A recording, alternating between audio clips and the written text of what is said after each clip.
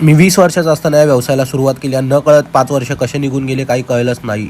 व्यवसाय करायला खूप मोठा पैसा लागतो, खूप मोठी जागा लागते. हे सगळं नसताना माझ्याकडे होती म्हणजे ती फक्त जिद्द आणि मेहनत. फॅमिलीमध्ये कधी कोणी व्यवसाय केला नाही तर हे मला खूप अवघड जाणार होतं, हे मला माहिती होतं. सुरुवातीला काही लोकांनी मला मोटिवेट केलं तर काही लोकांनी डिमोटिवेट. अरे आपण मराठी लोक, आपल्याला व्यवसाय काही जमणार नाही, गप आपली चांगली नोकरी पकड आणि नोकरी कर.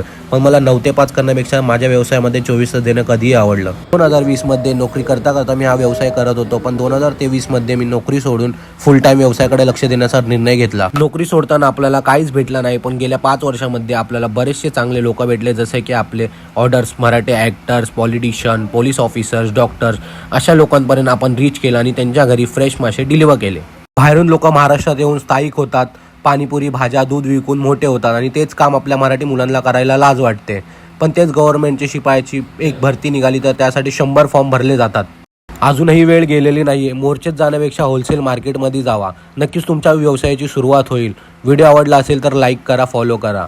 धन्यवाद. भेटू नेक्स्ट व्हिडिओमध्ये.